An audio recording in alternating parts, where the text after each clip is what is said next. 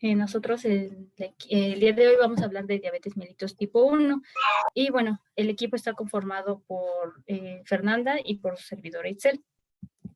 Entonces, de lo que vamos a hablar pues es de la definición, de la epidemiología, de los factores relacionados con la fisiopatología, hablar propiamente de la fisiopatología, las manifestaciones clínicas, el diagnóstico y el tratamiento. Entonces, tenemos que la diabetes mellitus es va a comprender un grupo de trastornos metabólicos que van a estar caracterizados principalmente por hiperglucemia, que se van a producir como consecuencia de defectos en la secreción de insulina, en su acción o de ambas cosas a la vez.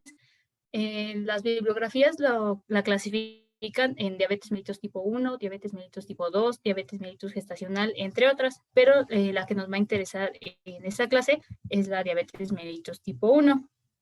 Entonces, esta pues se va a desarrollar como consecuencia de una respuesta autoinmunitaria contra las células beta, lo que nos va a ocasionar una deficiencia parcial o absoluta de insulina, pero mencionan que es comúnmente una deficiencia absoluta. Esta antes se le llamaba insulodependiente o de comienzo juvenil, pero pues estos términos ya no se utilizan porque pues también en algunos casos en la diabetes mellitus tipo 2 puedes llegar también a utilizar la insulina como tratamiento. Y pues ya lo de comienzo juvenil, pues ha visto que la edad no es como un criterio que nos pueda como ayudar a diferenciar entre de los tipos de diabetes mellitus.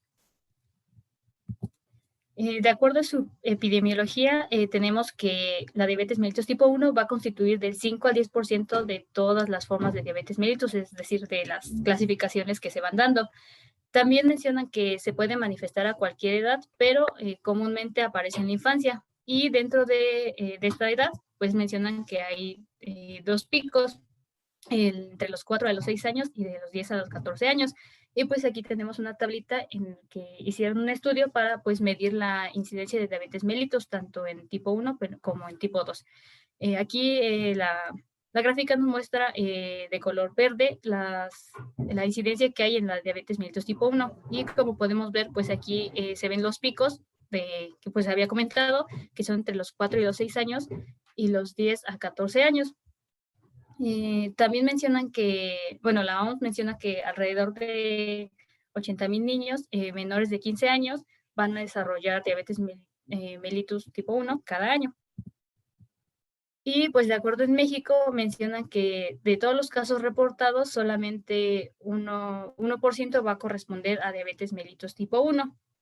Pues aquí mencionan que de los casos que se reportaron en el 2017, solamente 1%, que sería 165,342 casos, eran los que corresponderían a diabetes mellitus tipo 1. Y pues mencionan que no hay como que muchos datos porque hay pocas personas que cuentan con esta enfermedad, ya que la más común es la diabetes mellitus tipo 2 y que pues tampoco hay como muchos registros de cuál es el monitoreo que se le da a esos pacientes junto con el tratamiento. Y bueno, ya pasando a los factores que contribuyen a su desarrollo, tenemos tres. Bueno, pasó uno. Los primeros nos habla de la susceptibilidad genética. Esto tiene que ver primero con los antecedentes familiares que haya en los pacientes. Menciona que si un paciente no tiene antecedentes familiares de que, de que hay diabetes mellitus tipo 1, el riesgo de que la desarrolle es de 0.4%, mientras que si ambos padres están afectados, el riesgo aumenta un 30%, y en el caso de que tenga un hermano con diabetes mellitus tipo 1, el riesgo puede llegar del 3 a 10%. Y también mencionan que aparte de los antecedentes están alteraciones en genes o polimorfismos que pues contribuyen igual al desarrollo de la diabetes mellitus tipo 1. Aquí pusimos una tablita porque, bueno, mencionan muchos, pero los más importantes fue los que destacamos como en colorcito verde, que pues son los que tienen que ver con la insulina, con algunas proteínas como la PTPN22 y receptores CTLA4, los cuales pues tienen que ver más que nada en cómo estos van a regular la respuesta inmunitaria. Pero también tenemos otros que se refieren más a alteraciones en el complejo mayor de histocompatibilidad, o también llamado HLA, que pues se va a localizar en el cromosoma 6. Y a su vez, estos defectos se van a subdividir en haplotipos de estos, en los cuales pues vamos a encontrar que van a haber alteraciones, y pues las más frecuentes o las que se asocian con un mayor riesgo de desarrollar diabetes mellitus tipo 1, tenemos el DR4-DQ8 y DR3-DQ2. También mencionan otros, pero esto es el más común, el más representativo, porque se ha encontrado en el 90% de los pacientes. Mientras que hay otro que mencionan que es como protector, que es el TR15-DQ6, pero pues este es menos frecuente, ya que es encontrado en menos del 1% de los pacientes. Después tenemos el otro factor que contribuye a la patogenia, que es la respuesta inmunitaria. Aquí mencionan que más que nada se refiere a la falta de autotolerancia de los linfocitos T, que van a reaccionar frente a antígenos de las células beta. Y aquí pusimos igual un esquemita que pues ya lo divide en pues como los defectos que hay. Por ejemplo, en la médula ósea y en el timo, lo más significativo es que ocurre una selección negativa defectuosa, que igual lo vamos a ver en la fisiopatología, pero después mencionan la respuesta del sistema inmunitario, y aquí lo más importante pues tiene que ver con los linfocitos T reguladores, que no van a realizar una buena función. Y en el caso de las células beta, que va a haber una sobreexpresión del complejo mayor de histocompatibilidad tipo 1, lo cual pues nos va a ayudar a que se produzcan más citocinas o interferón, que nos van a destruir las células pancreáticas.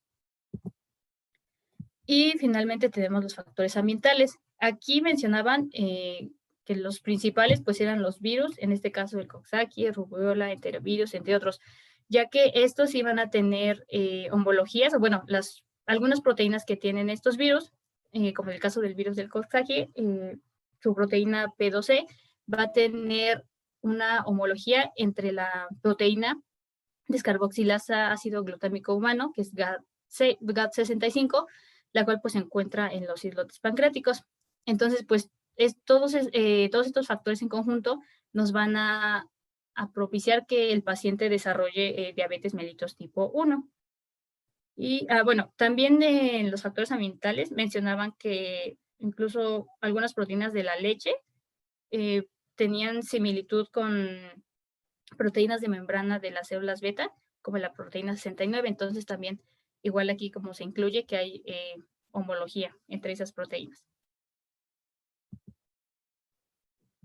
Y bueno, ahora pasando a la fisiopatología, tenemos que primero va a estar nuestro paciente con una susceptibilidad genética, es decir, ya sea que tenga un antecedente familiar o que tenga algún polimorfismo, ya sea en los genes de la insulina o los que vimos de los haplotipos. Entonces, va a estar la médula ósea, que va a producir pues las células precursores tanto de los linfocitos T como las células B.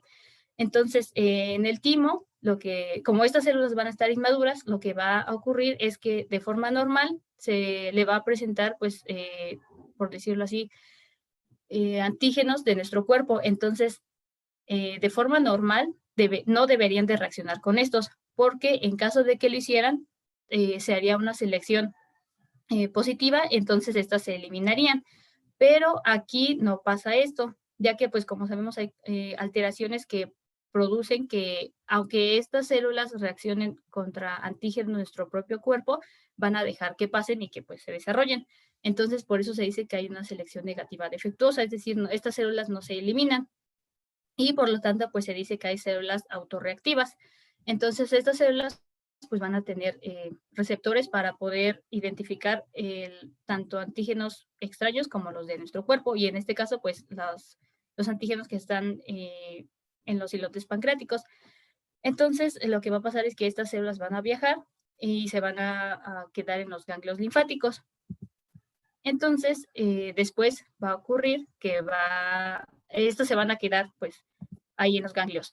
Pero va a ocurrir un factor, después va a ocurrir el factor desencadenante, que en este caso, pues lo que se menciona más frecuentemente son los virus, o bueno, una infección. Entonces, cuando haya una infección, van a reclutarse pues varias células. En este caso mencionan que pueden ir igual linfocitos, macrófagos, células dendríticas. Entonces, lo que va a pasar es que pues va a ocurrir pues una respuesta normal, es decir, van a entrar en contacto con el virus y van a tomar un antígeno, se van a presentar, etcétera. Pero aquí, como ya nuestros linfocitos estaban alterados, pues pueden llegar a confundir, o bueno, más bien sí van a reconocer el virus como algo extraño, pero como ese virus tiene homología con la estructura de algunas proteínas que están en las células pancreáticas, se van a pensar que pues de igual manera tienen que eliminarse. Por lo tanto, pues van a empezar a presentarlos a otras células y va a comenzar pues la respuesta. Entonces aquí mencionan que aparte como de inducir esa respuesta, esas mismas células van a propiciar que las células beta se diferencien a células plasmáticas y aquí es cuando ya se va a llegar a producir los anticuerpos. Y bueno, esto también va a estar ayudado porque aquí los linfocitos T reguladores, que pues normalmente deberían de encargarse de que esa respuesta no fuera tan excesiva, igual van a estar deteriorados, bueno, no van a cumplir con su función, entonces pues no van a sufrir toda esta respuesta excesiva. Entonces pues ya se van a seguir produciendo anticuerpos y van a seguir destruyendo las células beta. Y pues en este caso, como van a empezar a destruirlo, van a empezar a destruir las células beta, los islotes se van a llegar a infiltrar por todas estas células. Entonces es cuando aparece la insulinitis, que es algo característico pues de los pacientes, que esto ya es como más histológico porque mencionaban que son infiltrados inflamatorios que van a estar centrados en los islotes y van a estar principalmente constituidos por linfocitos TSD4 y CD8, por macrófagos, y igual por otros linfocitos como los T reguladores.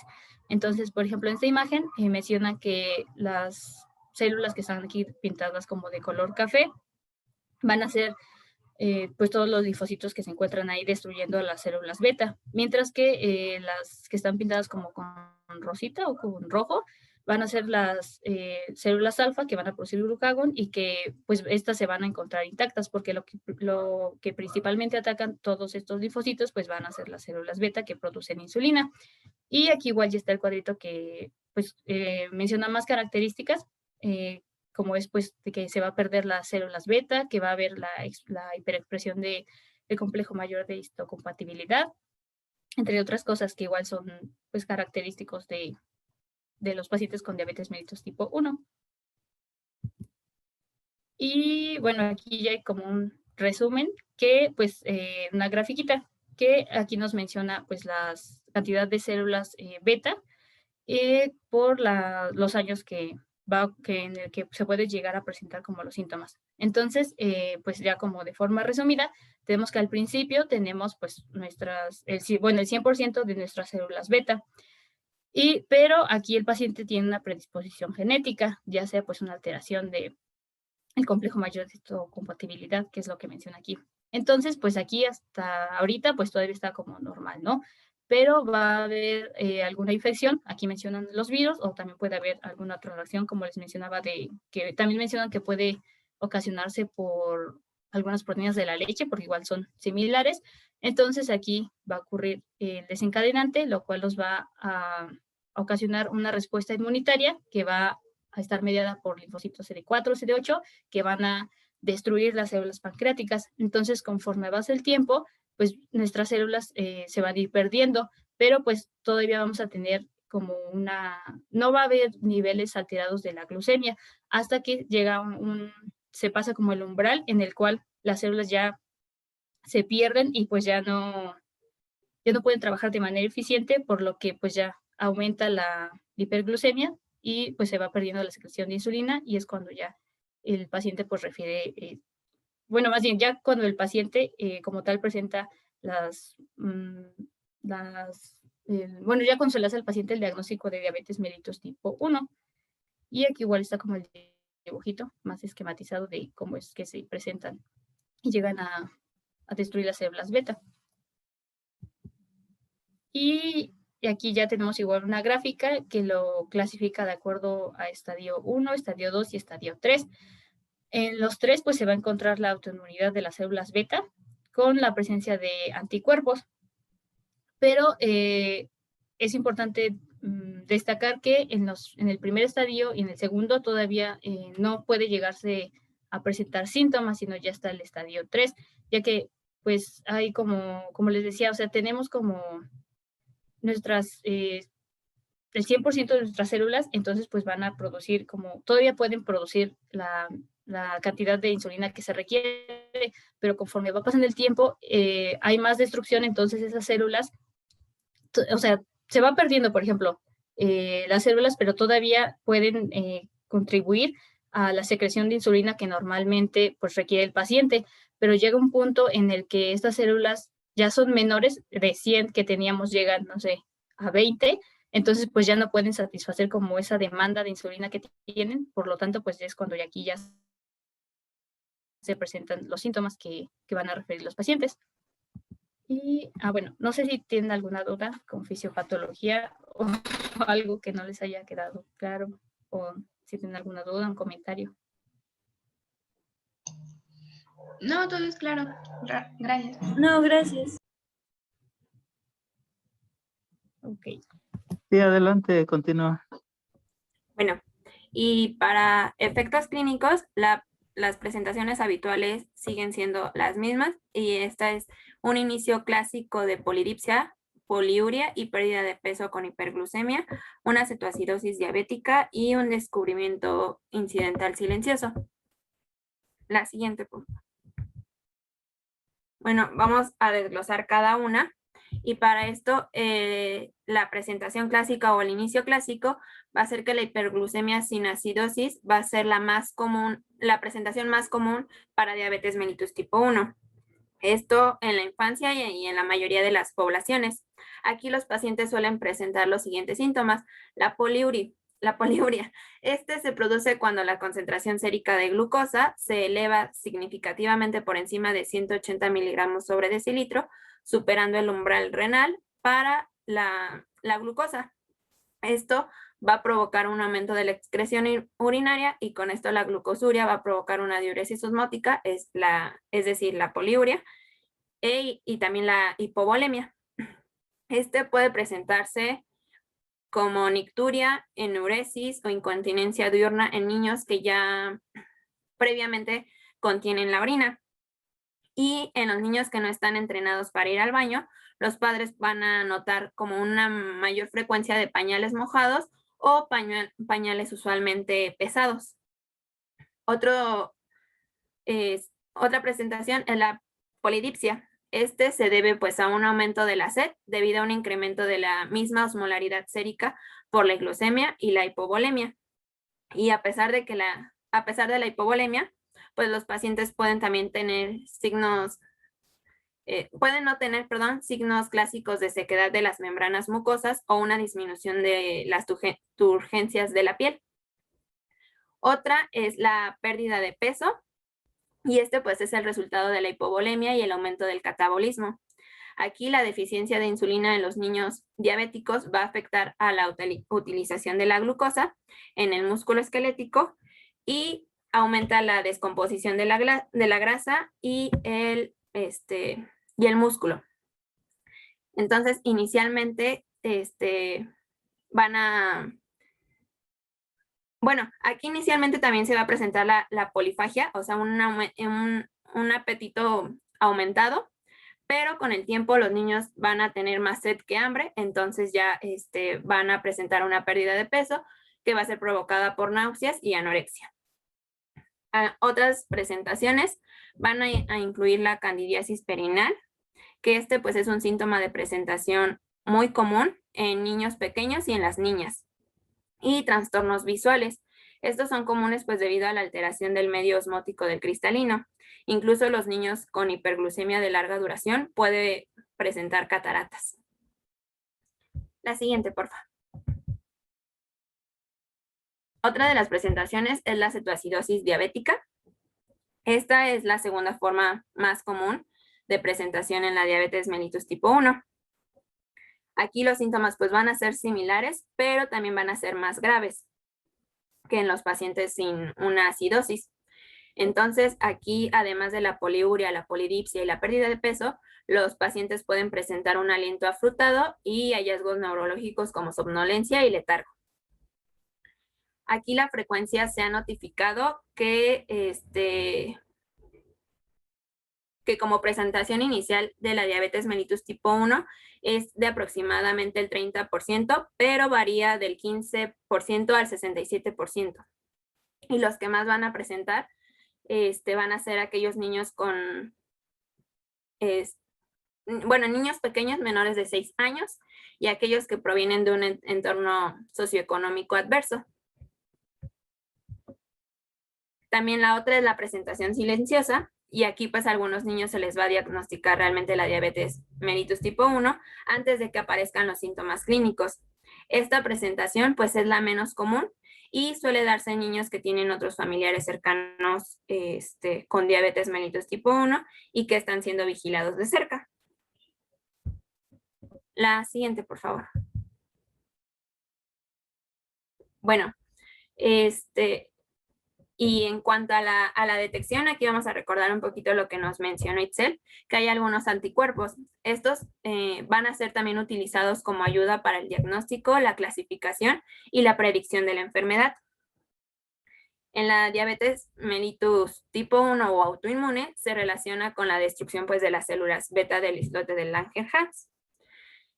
Pues va generalmente como consecuencia de una respuesta autoinmune contra determinadas moléculas del islote. Aquí pues tenemos las que ya, una ya fue mencionada, el anticuerpo antiglutamato descarboxilasa, también tenemos el anticuerpo antiinsulina, el anticuerpo antitirosina fosfatasa, el anticuerpo antiislotes pancreáticos y anticuerpo antitransportador de zinc 8.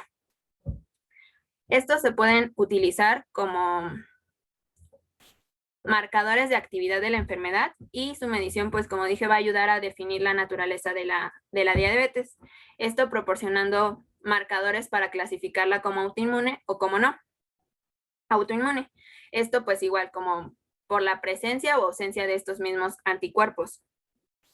Pero aún así, algunas bibliografías nos dicen que la ausencia de este anticuerpo no va a descartar la posibilidad de presentar una diabetes mellitus tipo 1. Y como lo vemos en uno de los recuadros, la frecuencia porcentual de positividad de estos anticuerpos es por ejemplo, el anticuerpo antiglutamato descarboxilasa es de un 62%, el anticuerpo antitransportador de zinc 8 es de un 50%, el anticuerpo antitirosina fosfatasa de un 46%, el anticuerpo antiislotes pancreáticos de un 26.5%, perdón, y el anticuerpo antiinsulina, no ha sido reportado. Entonces, todos estos pues, pueden ser detectados en el suero del paciente, incluso cuando todavía no presenta los síntomas clínicos. La siguiente, por favor. También tenemos los marcadores genéticos. Aquí, como también lo mencionó Itzel, pues se han identificado más de 40 alelos de susceptibilidad para esta enfermedad, y de estos 10 genes son señalados como fuertes candidatos causales. Existe evidencia de vinculación con la región HLA en el cromosoma 6. Y estos pues también nos pueden ayudar a cuantificar el riesgo de la progresión hacia la diabetes mellitus tipo 1. Pero realmente la guía de práctica clínica no lo recomienda de rutina, tanto el recuento de diabetes mellitus tipo 1 con medición de anticuerpos y la caracterización genética, a excepción de que tengan familiares de primer grado con el paciente de diabetes mellitus tipo 1, o si existe algún comportamiento atípico de la misma enfermedad. En la siguiente. Gracias. Bueno, en cuanto al diagnóstico, pues aquí primeramente pues va a ser clínico. Vamos a empezar a sospechar de diabetes mellitus en niños, jóvenes y adultos que presentan polidipsia, poliuria y la pérdida de peso. Pero también vamos a tener unos criterios diagnósticos para la diabetes. Estos son de ADA 2020 y nos dice que se diagnostica basándose en uno de los siguientes 4 criterios del metabolismo anormal de la glucosa.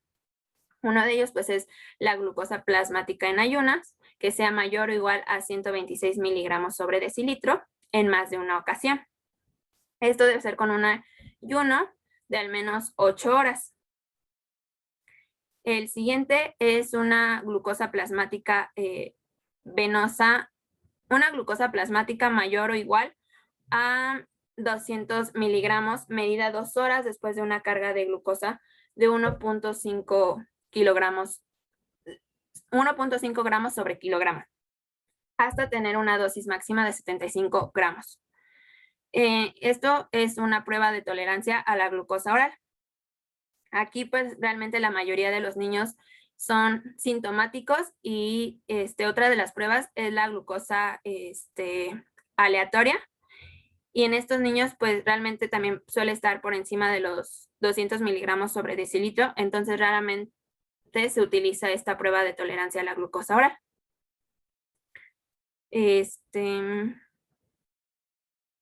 La otra es la hemoglobina glicosilada, que esta debe ser mayor o igual a 6.5 y esta debe ser utilizando un ensayo certificado por el Programa Nacional de Estandarización de la Glicohemoglobina. Y el que les mencionaba, pues es la glucosa plasmática venosa aleatoria. ¿A qué me refiero con aleatoria? Que esta puede ser tomada en cualquier momento del día sin tener en cuenta el tiempo transcurrido después de la última ingesta. Va a estar, debe ser mayor o igual a 200 miligramos sobre decilitro en un paciente que ya tenga síntomas clásicos de la hiperglucemia, los que ya he mencionado anteriormente. Pero si no fuera claro realmente este diagnóstico, debe ser necesaria una segunda prueba de confirmación. Y esta se recomienda que se realice con la misma prueba, pero con diferente muestra. Por ejemplo, si un paciente tiene una primer prueba de hemoglobina glicosilada de 7% y en una segunda prueba igual de hemoglobina glicosilada de 6.8%, ya el diagnóstico de diabetes va a ser confirmado. Otra es la de 2 pruebas que sean diferentes, como una hemoglobina glicosilada y una glucosa al azar. Si estas se encuentran por arriba del punto de corte, ya también vamos a poderla diagnosticar como diabetes. Ahora sí, la siguiente, por favor.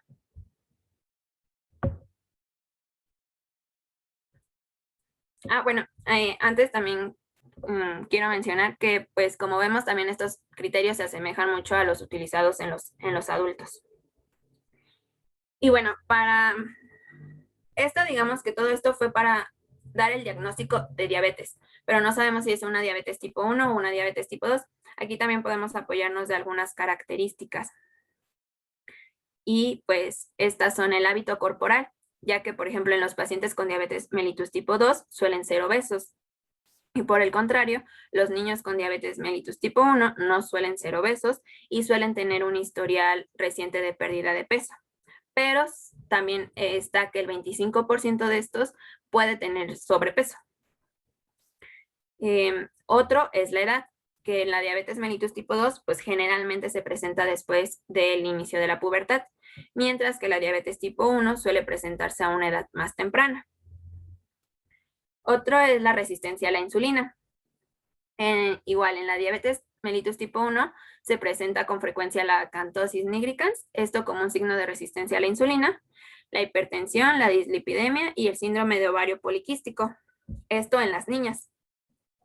Y pues estos hallazgos son menos probables en los niños, en los pacientes que presentan diabetes tipo 1.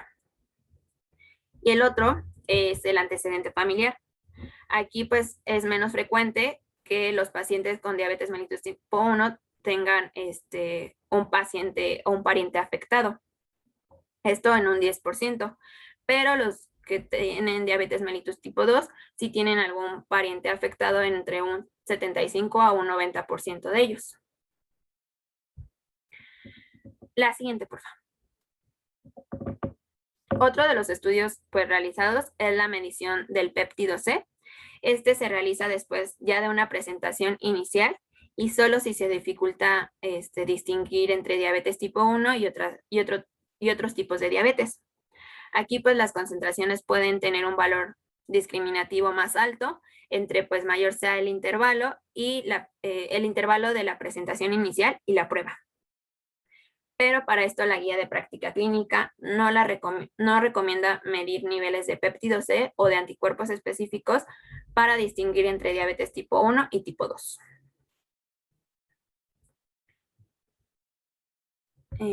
Bueno, no sé si hasta el momento tengan alguna duda o continúo con el tratamiento.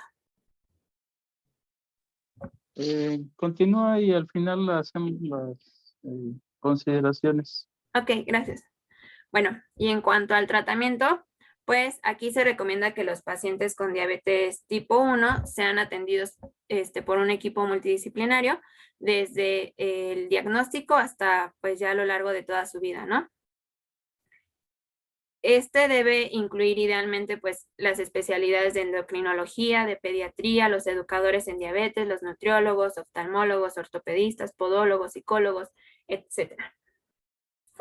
Y pues a pesar de que también existe poca evidencia sobre la reducción de los niveles de hemoglobina glicosilada, que es uno de los factores que nos va a poder ayudar a monitorizar a estos pacientes, estos pues han mostrado tener efectos positivos en cuanto a la atención multidisciplinaria, como con una frecuencia de automonitoreo, con un cumplimiento de las recomendaciones para los días de la enfermedad, un incremento de la actividad física, un apego nutricional y la mejoría en la adherencia al tratamiento farmacológico, así como también pues una calidad de vida. La siguiente, por favor. Bueno, y ya entrando al tratamiento farmacológico, el objetivo de este tratamiento va a ser diseñar y poner en marcha pautas de tratamiento con insulina que emiten su secreción, que emiten su secreción fisiológica. Aquí cada paciente pues debe mantener el control de glucosa, tratando de alcanzar un valor tan cercano de lo normal como sea posible. Aquí se debe evitar la hipoglucemia severa y las complicaciones crónicas asociadas a la hiperglucemia. Entonces, para los pacientes con diabetes, para los jóvenes con diabetes mellitus tipo 1, las metas de glucemia deseadas son: antes de los alimentos debe ser de 72 a 126 miligramos sobre decilitro. 2 horas después de los alimentos de 90 a 180 miligramos sobre decilitro. Antes de dormir de 108 a 180 miligramos sobre decilitro. Y a las 3 de la mañana de 90 a 144 miligramos sobre decilitro. La siguiente, por favor. Y en los lactantes y niños pequeños, estos valores o estas metas pueden ser mayores. Por ejemplo, antes de las comidas debe ser de 90 a 180, después de las comidas de 108 a 198 y antes de dormir de 108 a 219. Aquí también se recomienda que los niveles de hemoglobina glicosilada, ahora sí que en todos los grupos de edad, sea menor a 7.5%. Y se debe evaluar cada 3 a 4 meses y se debe contrastar con el automonitoreo de glucosa para realizar los ajustes en el tratamiento. Ahorita vamos a ver cómo está lo del automonitoreo. La siguiente, por favor. Y bueno, aquí en cuanto a los regímenes insulínicos, tenemos el tradicional o convencional y el intensivo. La guía de práctica clínica nos dice que, pues, de acuerdo a una revisión sistemática de ensayos clínicos aleatorizados involucrando niños, jóvenes y adultos con diabetes tipo 1, se encontró pues que el tratamiento intensivo va a reducir la hemoglobina glicosilada al comparado con un tratamiento tradicional o estándar. También esto ayudó a reducir las complicaciones metabólicas agudas y las microvasculares. Bueno, el tratamiento tradicional o convencional nos dice que deben ser 1, 2 o 3 inyecciones por día de insulina rápida o ultra rápida, premezcladas o mezcladas con insulina de acción intermedia. Aquí se recomienda que aproximadamente el 60 al 75% de insulina se proporcione en la mañana y del 25 al 40 en las noches. Y de todo esto, el 30% de esta dosis debe ser de acción rápida o ultra rápida. En cuanto al intensivo, aquí hay dos maneras. La terapia múltiple, de dosis múltiple, o la de a través de infusión continua de insulina, que es la bomba de infusión de insulina. Hablando de la administración en terapia de múltiples dosis de insulina, aquí se va a ver una insulina basal y esta es de acción prolongada. Está en un 40 a un 60% del total de la insulina administrada y el resto del porcentaje de la insulina va a ser ultra rápida o regular. Esto debe ser antes de los alimentos y es la que realmente la guía de práctica clínica recomienda en un inicio para el tratamiento de los pacientes con esta patología. La bomba de infusión de insulina se realiza a través de una infusión continua de esta insulina, esta con una acción rápida. Aquí se deja del 45 al 60% de la insulina total como basal y el resto en bolos precomidas. Todo esto se va a llevar a cabo mediante un pequeño dispositivo electrónico del tamaño de un teléfono que se puede llevar pues fácilmente en el cinturón, dentro del bolsillo o enganchado al sujetador, y esto va a dar la infusión continua. Realmente pues la guía de práctica clínica recomienda esta en pacientes que han sido ya tratados con un esquema multidosis de insulina y cuando no ha mostrado un control de la glucosa adecuado.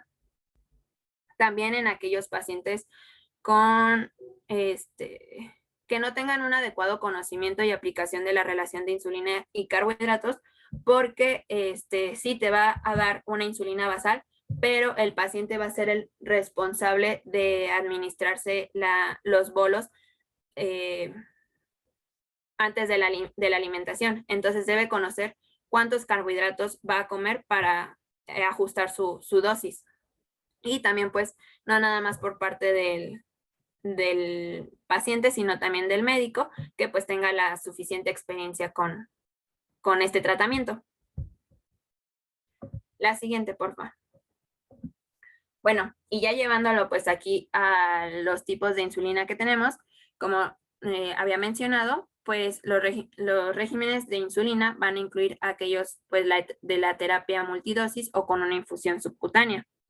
Entonces, recordemos que las necesidades basales de insulina se van a cubrir con los análogos de acción prolongada. Y aquí tenemos que es la glargina, la determin, el degludec. Y estos van a servir para metabolizar la glucosa de producción hepática. Y ya después vamos a tener la ingesta con análogos de acción rápida. Esto antes pues de la alimentación, que son los llamados bolos. Estos pues tenemos el aspart, la glulicina y lispro y la regular. Esto igual pues para metabolizar la glucosa que es producida por la ingesta de los carbohidratos. Igualmente pues van a ser los mismos para la infusión subcutánea continua de insulina. Aquí la velocidad de absorción de la insulina pues va a variar en función de la zona de la inyección. La siguiente, porfa. Esta va a ser más rápida en el abdomen. Se dice que de manera intermedia en el brazo y más lenta en el muslo. Pero también la guía de práctica clínica nos indica que se debe rotar los sitios de aplicación para mantener pues la piel en buen estado. Todo esto se realiza mediante el uso de la técnica del pellizco con los 2 dedos, como lo vemos en la imagen, e inyectando en un ángulo de 45 grados con una aguja de 8 milímetros, pero ya también ha demostrado pues su efectividad y seguridad aquellas agujas de 5 y 6 milímetros. Aquí pues sabemos que siempre el tratamiento debe ser dinámico e individualizado. Es por eso que disponemos de diferentes insulinas para ajustarlas a los pacientes. La siguiente, por favor. Pero como lo mencioné pues al inicio del tratamiento, pues esto va a ser multidisciplinario. Entonces también vamos a indicar un tratamiento nutricional. Aquí pues se debe hacer énfasis en la ingesta de los carbohidratos. Este va a permitir ajustar por la administración igual de la insulina preprandial y se va a contemplar también el índice glucémico, la ingesta proteica, la actividad física y la regulación del peso. Los tipos de carbohidratos pues realmente pueden variar, pero se recomienda que la cantidad de los carbohidratos que se comen diariamente sean constantes, tanto en la comida como en las colaciones. Y pues parece ser segura las dietas con un aporte de carbohidratos del 50% de la ingesta, grasas del 30 al 35% de la dieta. La ingesta de grasas saturadas debe pues realmente limitarse al menos del 10%, y en cuanto a las proteínas, la ingesta debe proveer del 10 al 15%. Además, se recomienda el consumo de 5 porciones de frutas y vegetales por día, y esto debe ser ajustado en los neonatos, los lactantes y los preescolares, ya que requieren pues otro tipo de porciones. Es por eso que la guía de práctica clínica pues nos dice que todo se debe ajustar a los aportes calóricos en distintas etapas de la vida, esto para favorecer el crecimiento adecuado, al igual que llevar una revisión médica periódica. Otro es el ejercicio físico. Aquí los beneficios del ejercicio van a incluir el control de peso, la mejoría en la sensibilidad de la insulina, una disminución en los niveles de hemoglobina glicosilada y del riesgo cardiovascular. Estos ejercicios se van a solicitar dependiendo de la edad. En preescolares se indica un ejercicio de cualquier tipo de intensidad durante el día y se va a incrementar de forma progresiva hasta alcanzar 30 minutos de actividad al día. En los preescolares y adolescentes se debe incluir al menos 60 minutos de actividad moderada a vigorosa al día. Y dentro de todas estas, se recomienda incluir ejercicios aeróbicos vigorosos, al menos 30 minutos todos los días, contemplando ejercicios de fortalecimiento muscular y óseo. Estos deben ser de 3 veces por semana. Lo que mencionaba antes sobre el monitoreo del paciente, la guía de práctica clínica recomienda realizar el automonitoreo de glucosa capilar al menos 4 y 6 veces al día. Esto es más recomendable en los postprandios y a medianoche. Esto para prevenir las hiperglucemias o hipoglucemias. Incluso también durante el ejercicio, que es donde se puede presentar una hipoglucemia. Y de acuerdo al resultado de este automonitoreo, pues ya se van a realizar los ajustes necesarios de insulina. También debemos llevar un tratamiento psicológico, pero con los especialistas. Aquí las intervenciones psicológicas van a consistir en entrevistas motivacionales, habilidades para ajustar sus metas y terapia de comportamiento cognitivo. También ha demostrado una mejoría en el control glucémico y la disminución de la angustia emocional y los niveles de hemoglobina glicosilada. Además de todo esto, pues una educación. Aquí debemos ofrecer una educación constante con acceso a información y proporcionar pues la oportunidad de que nos hagan saber sus dudas o su información, esto durante pues las consultas. Y pues creo que ya sería todo de nuestra parte.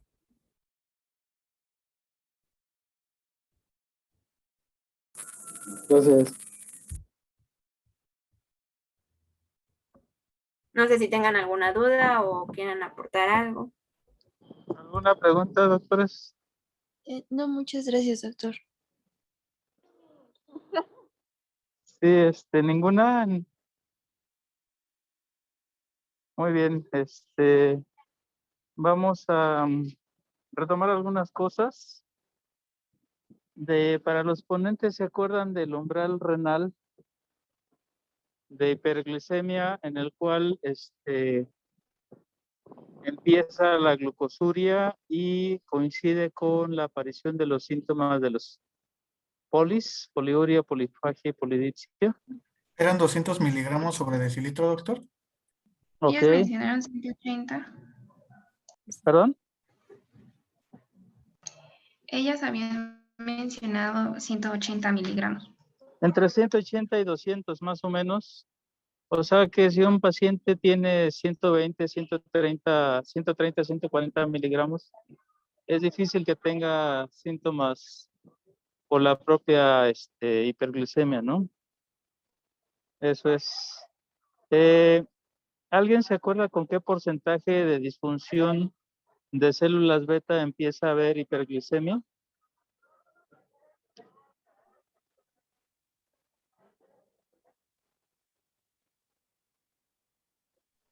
¿En el 30%, doctor? ¿Perdón? ¿Con cuánto? 30. No, la disfunción de las células beta para que empiece a haber hiperglucemia ligera es del 80%. Eso ocurre en la diabetes tipo 2, pero para que se den una idea de la diabetes tipo 1, que es mediada en forma autoinmune, la destrucción de células beta, tiene que haber funcionando muy poquito, 5 o 6% de células beta, realmente muy poco. Es decir, tiene que haber una destrucción muy importante de la secreción exócrina pancreática. Y básicamente el paciente con diabetes tipo 1 tiene que recibir un régimen de dieta y una combinación de insulina. Generalmente recurrimos a una combinación de insulina lenta o ultralenta o de acción intermedia, ya sea NPH, glargina, Lantus, Detemir. Hay varias opciones, pero es obligada la utilización de acción rápida. De la acción rápida hay algunas variedades. Está la rápida como tal, está la Lispro y que es de acción ultra rápida, y la usamos en bolos prepandriales porque está perdida la secreción del pico rápido de producción de insulina inmediatamente después de comer. En las personas normales hay un pico alfa de secreción rápida de insulina, esa está perdida en el diabético. Entonces tiene que auxiliar con la insulina de acción rápida, combinada con la de acción intermedia o lenta. Y bueno, hay incluso varias combinaciones de insulinas, tanto rápidas como lentas. Por ejemplo, hay una mix que es insulina de acción intermedia con rápida. O puedes darle una dosis de insulina en barra, de secreción en barra, ultralenta, como la Lantus, y darle picos prepandriales de acción rápida para controlar la hiperglucemia postpandrial. Entonces el manejo, bueno, pues, y bueno, está la bomba de secreción de insulina, que generalmente pues no, en nuestro medio no la utilizamos mucho por el costo, ¿no? Bien, ¿alguna pregunta adicional? No, doctor. No, doctor, Muy gracias. bien, doctor. ¿la próxima clase cuándo es? Es el viernes, pero queríamos preguntarle más o menos en qué horario se le acomodaba a usted, porque nosotros tenemos clase de medicina basada en evidencias a mediodía. Bueno, más o menos como de 9 de la mañana a 11, 12. Entonces, no sabemos si sea como igual a las 12 la clase. No, sería más tarde, yo creo que como a las 6. Ok. Muy bien, a las 6 Muy- entonces el viernes. Sí, muchas gracias, doctor. Gracias, doctor. Hasta luego. Hasta luego. Hasta luego, doctor. Ah, doctor. Hasta luego. Gracias.